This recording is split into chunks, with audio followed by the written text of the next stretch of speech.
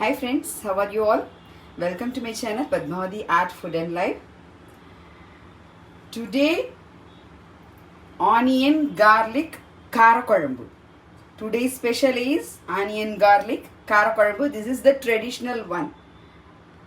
இன்னைக்கு நான் பண்ண போகிறது வெங்காயம் பூண்டு காரக்குழம்பு.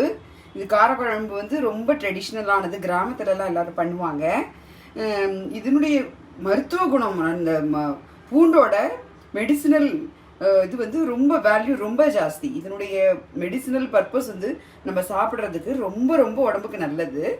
அதனால தான் இந்த பூண்டு வெங்காய காரக்குழம்பு நான் வந்து புதுவிதமாக பண்ண போகிறோம். அதாவது ப்ராப்பர் ட்ரெடிஷ்னல் கிராமத்து எப்படி பண்ணுவாங்களோ அதை மாதிரி பண்ண போகிறேன். அதுக்கான இன்க்ரீடியன்ட்ஸ்: வெங்காயம் 200 கிராம், பூண்டு 200 கிராம், தக்காளி ஒரு முழுசு பெரிய தக்காளி 1, கருகப்பிலை, மஞ்சப்பொடி, வெந்தயப்பொடி 1 டீஸ்பூன், குழம்பு மிளகாப்பொடி, அதாவது சாம்பார் பொடி கூட போடலாம், இல்லை குழம்பு மிளகாப்பொடி கூட போடலாம். நான் சாம்பார் பொடி எடுத்திருக்கேன் 1 டேபிள் ஸ்பூன், காரப்பொடி red chilli powder 1 tablespoon, பெருங்காயம், நல்லெண்ணெய், உப்பு, ஒரு லெமன் சைஸ் புளியை கெட்டியமாக கரைச்சி எடுத்து வச்சுருக்கேன். இவ்வளோதான் இதுக்கான இன்க்ரீடியன்ட்ஸ். தாளிக்கிறதுக்கு கடுகு, துவரம்பருப்பு, கடலைப்பருப்பு, உளுத்தம்பருப்பு, இது 3ஐயும் தாளிக்க போகிறோம். அவ்வளோதான். ஸோ இப்போ அடுப்பை ஆன் பண்ணியாச்சு. தில்கா தேல், சிசேமே ஆயில் 2 டேபிள் ஸ்பூன். இது கொஞ்சம் எண்ணெய் நிறையா விடணும், அப்போ தான் வந்து நல்லா இருக்கும். எண்ணெய் நிறையா விட்டு பண்ணால் தான் ரொம்ப நல்லா இருக்கும். So 2 tablespoon sesame oil. थोड़ा ऑयल गरम होना है. எண்ணெய் சூடானதும் முதல்ல பெருங்காயம் போடுறோம். பாருங்க, பெருங்காயம் நல்லா பொரியுது.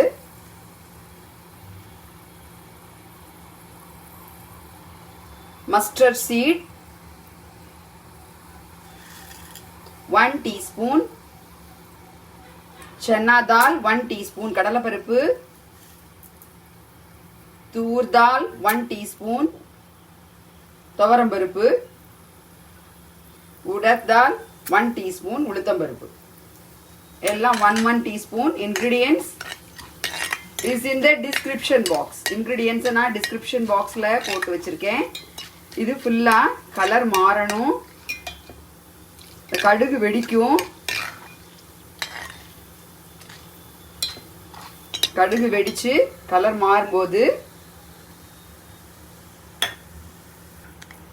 கடுகு வெடிக்க ஆரம்பிச்சிருச்சு. இந்த பாருங்க, பருப்பெல்லாம் வந்து கோல்டன் ப்ரௌனுக்கு வந்துருக்காரு.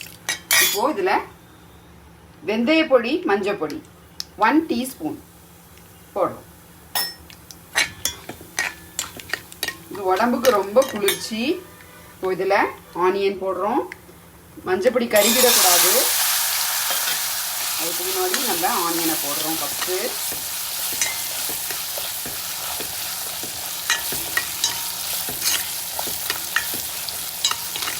லைட்டாக ஆனியன் கலர் மாறுது பாருங்க. ஆனியன் का कलर थोड़ा सा चेंज हो रहा है. இப்போ பூண்டு போடுறோம்.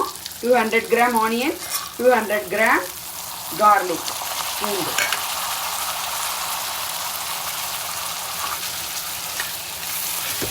இது பார்க்கறதுக்கு நிறையா இருக்குது. கொதிச்சுதுன்னா ரொம்ப குட்டியாக ரொம்ப சுருங்கி போயிடும். பார்த்தீங்கன்னா இதை வச்சு சாப்பிட்லாம். நல்லா இதை பண்ணி வச்சுட்டிங்கன்னா நல்ல எண்ணெய் கட்டிட்டு வரும் கடைசியாக. அந்த அளவுக்கு நல்ல கெட்டிமாக பண்ணி வச்சிட்டிங்கன்னா நீங்கள் ஃப்ரிட்ஜில் வச்சு 1 மாதம் கூட வச்சு சாப்பிட்லாம். 1 மாதம் ஆனாலும் ஒன்றுமே ஆகாது. நேச்சுரல் ப்ரிசர்வேட்டிவ் புளி இருக்குது. ஸோ அதனால் இதெல்லாம் ஒன்றுமே ஆகாது, கெட்டே போகாது. கெட்டிமாக நல்லா புளிக்காய்ச்சல் பண்ணுற மாதிரி நல்லா கெட்டிமாக பண்ணி வச்சுடணும். அப்போ தான் வந்து ரொம்ப நல்லாயிருக்கும். இப்போ பாருங்கள், கொஞ்சம் நல்லா பூண்டு வெங்காயம் வதங்கிட்டு இப்போ நம்ம தக்காளி போடுறோம். தக்காளி ஆப்ஷனல், வேண்டான்னா போட வேண்டாம். Tomato is optional. नहीं चाहिए तो स्किप कर सकता है. தக்காளி வேண்டான்னா நீங்கள் ஸ்கிப் பண்ணிக்கலாம். நான் வந்து தக்காளி கொஞ்சம் டேஸ்ட்டுக்காக போடுவேன். எப்போதுமே தக்காளி போட்டால் கொஞ்சம் வந்து எல்லாத்துலேயுமே எப்போதுமே வந்து இந்த டேஸ்ட் வந்து ரொம்ப நல்லா இருக்கும், ஃபஸ்ட் கிளாஸாக இருக்கும். அதனால் நான் தக்காளி போடுறேன். ஸோ இப்போ பார்த்தீங்கன்னா இது நல்லா வதங்கிடுது பாருங்கள். சூப்பராக நல்லா வதங்கணும். பூண்டு பாருங்கள் எப்படி வதங்கி கலரே மாறி எடுத்து பாருங்கள். தக்காளி நல்லா வதங்கணும். இப்போ பாதி வதங்கிட்டு இருக்கும்போது இந்த பூண்டு வெங்காயத்துக்கு தேவையான உப்பு போடுறேன்.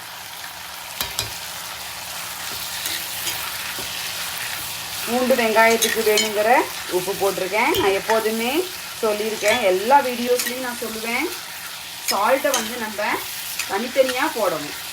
அப்போ தான் வந்து கரெக்டாக வரும். இப்போ இந்த புளி தண்ணி 1 லெமன் சைஸ் கெட்டியமாக கரைச்சி வச்சுருக்கேன். அந்த புளி தண்ணிக்கு தேவையான உப்பையும் இதுலேயே போடுறேன்.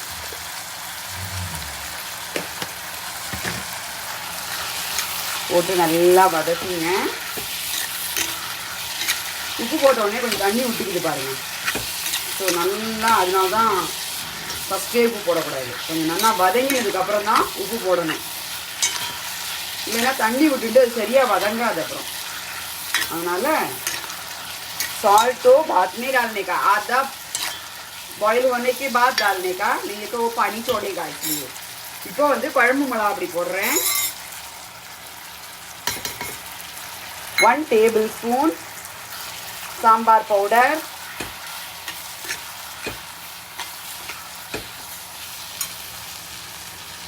1 டேபிள்ஸ்பூன் காரப்பொடி போடுறேன்.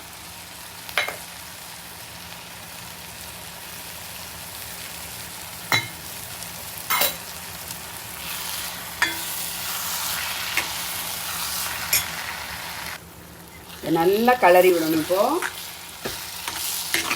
குழம்பு மிளகாப்பொடி காரப்பொடி எல்லாம் போட்டாச்சு. இப்போ கடைசியாக போட வேண்டியது நம்ம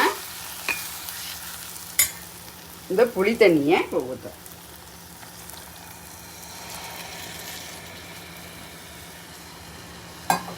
இந்த இப்போ ஊற்றிருக்கிற புளி தண்ணி வந்து பாதியாக சுண்டி இதில் நம்ம ஊற்றிருக்கிற எண்ணெய் நல்லெண்ணெய் ஊற்றிருக்கோம். நல்லெண்ணெயில் தான் பண்ணணும். இந்த குழம்பு மட்டும் நல்லெண்ணெயில் தான் பண்ணணும். இந்த நல்லெண்ணெய் வந்து பார்த்தீங்கன்னா அப்படியே கக்கிட்டு வரும். அப்படியே நல்லெண்ணெய் ஊற்றின எண்ணெய் அப்படியே வெளியில் தெரியும்.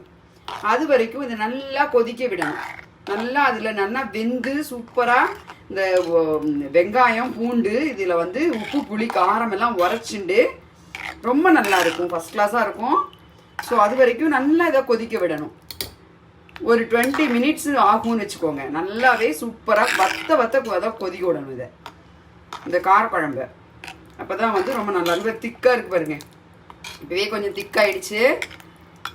வெரி வெரி டேஸ்டி, ரொம்ப நல்லாயிருக்கும். இது இட்லி தோசை சாதம் எல்லாத்தோடையும் சாப்பிட்லாம். ரொம்ப ரொம்ப ஹெல்தி, ரொம்ப மெடிசினல் குணம்லாம் இருக்குது அதில். ஸோ अभी मैंने इमली का रस भी डाली हूँ. अभी तो थोड़ा इसका अच्छे से पकने दो. पूरा इसका ऑयल है ना पूरा छोड़ के एकदम से अच्छा बॉईल हो जाएगा. उसके बाद देखेंगे. अभी तो 15 to 20 மினிட்ஸ் அப்பப்போ எடுத்து கலரி விட்டுக்கங்க. நல்லா கொதிக்க விடுங்க. ஒரு 15 மினிட்ஸ் கொதிக்க வச்சுருக்கேன். நடுப்புற கலரி விட்டுக்கணும். பாருங்க எவ்வளோ எண்ணெய் அப்படியே ஊற்றினதுலாம் வந்திருக்கு பாருங்க. तेल इससे आ गया बाहर. ஆனியன் और गार्लिक பூண்டு வெங்காயமும் நல்லா வெந்தெடுத்து இப்படி எண்ணெய் கக்கின்னு வந்துட்டுனாலே போகிறோம். பூண்டு வெங்காயம் தானாக வெந்துடும். அது ரொம்ப சீக்கிரம் வெந்துடும். சரிங்களா? ஃபஸ்ட் கிளாஸாக இருக்குது பாருங்கள். பார்க்குறதுக்கே சாப்பிடணும் போல். இது வந்து இதில் நல்லா சாதம் போட்டு பிசைஞ்சு குழந்தைங்களுக்கு உருட்டி கொடுத்தீங்கன்னா டபக்குன்னு சாப்பிடுவாங்க. ரொம்ப ரொம்ப டேஸ்டி அப்படின்னு சொல்லிட்டு நல்லா செம்ம கெட்டியமாக அது பாருங்கள். இவ்வளோ கெட்டியமாக இருக்கணும். நார்மல் குழம்பை விட ரொம்ப நல்லா கெட்டியமாக, இன்னுமே கெட்டியமாக பண்ணலாம். ஆனால் வந்து அது ரொம்ப ஜாஸ்தி கெட்டியமாகிடும். இது ஊற்றி நல்லா பிசைஞ்சு சாப்பிட்ற பதத்துக்கு இவ்வளோ கெட்டியமாக இருக்கணும். இப்போ லாஸ்ட்டாக நான் என்ன பண்ண போகிறேன் பாருங்கள். எண்ணெய் வந்துருச்சு பாருங்கள். எண்ணெய் அப்படியே கக்கின்னு வருது பாருங்கள். இப்போ லாஸ்ட்டாக எப்போதும் போல் டேஸ்ட் என்ஹான்சர் இது என்னென்னா வெல்லம், வெள்ளைப்பொடி அது வந்து டேஸ்ட் என்ஹான்சர். ஆக்சுவலி வெள்ளைப்பொடி ஏன் போடுறேன்னா எல்லாம் வந்து சாம்பார், வெந்தய குழம்பு, காரக்குழம்பு, புளிக்காய்ச்சல் இதிலெல்லாம் நான் வந்து லாஸ்ட்டாக அந்த வெள்ளைப்பொடியை போட்டு தான் இறக்குவேன். இது வந்து டேஸ்ட் என்ஹான்சர். இப்போ வந்து புளிப்போ காரமோ இல்லை உப்போ கொஞ்சம் ஜாஸ்தியாக போனாப்புல ஆயிடுச்சுன்னா நான் வந்து எப்போதுமே டேஸ்ட் பண்ணுறதில்ல. எப்போதுமே நான் வந்து சமையல் பண்ணும்போது டேஸ்ட் பண்ண மாட்டேன்.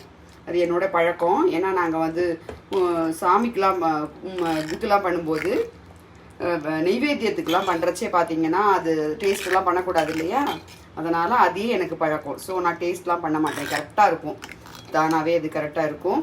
இப்போ அதுக்கு வந்து அது என்ன, அது அதனுடைய சீக்ரெட் என்னன்னா இந்த வெள்ளைப்பொடி. वो गुड़ का पाउडर लास्ट में डाली हूँ. That is the taste enhancer. It's very very tasty. அவ்வளோதான், முடிஞ்சிச்சு. இதில் வந்து கொத்தமல்லி தழையெல்லாம் போடக்கூடாது. இந்த குழம்புல மட்டும் நம்ம தனியா நெய் டால்னேக்கா கொத்தமல்லி தழை போடக்கூடாது இதில். இது வந்து உங்களுக்கு காரக்குழம்போட இது வந்து வேறு.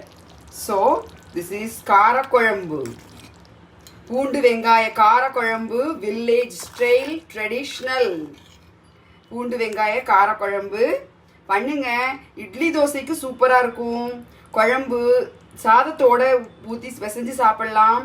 இது பிசைஞ்சு சாதத்தோடு சாப்பிடும்போது சாதத்து மேலே நல்லா ஒரு ஸ்பூன் நல்லெண்ணெய் ஊற்றி, நல்லெண்ணெயும் கொஞ்சம் நெய்யும் ஊற்றி, அதுக்கப்புறம் இதை குழம்ப நம்ம சாதத்து மேலே ஊற்றி பிசைஞ்சு குழந்தைங்களுக்கு கொடுத்தா குழந்தைங்க ரொம்ப ரொம்ப விரும்பி சாப்பிடுவாங்க. ரொம்ப பிடிக்கும் அவங்களுக்கு. ஸோ நல்லெண்ணெய் தான் இதுக்கு ரொம்ப இம்பார்ட்டன்ட். நல்லெண்ணெயில் தான் இதை பண்ணணும், வேற எந்த எண்ணெயிலையும் பண்ணக்கூடாது. நல்லா பண்ணுங்க. எப்படி இருக்கு பண்ணிட்டு இதனுடைய டேஸ்ட் எப்படி இருக்குன்னு எனக்கு कमेंट सेक्शन में போடுங்க. இதனுடைய எல்லா इंग्रेडिएंट्सும் நான் வந்து डिस्क्रिप्शन बॉक्स ல கொடுத்திருக்கேன். ये इंग्रेडिएंट्स पूरा डिस्क्रिप्शन बॉक्स में डाली हूँ, आप देख लीजिए, बना लीजिए. Please subscribe my channel Padmavati art food and life. Please share with your friends. All you can see all my traditional food items and temple tour also, all my art and craft items also in my channel. So that is called Padmavati's Art, Food and Life. So please subscribe my channel Padmavati Art, Food and Life. Please share with your friends. Please comment. Okay. Bye bye. Thank you.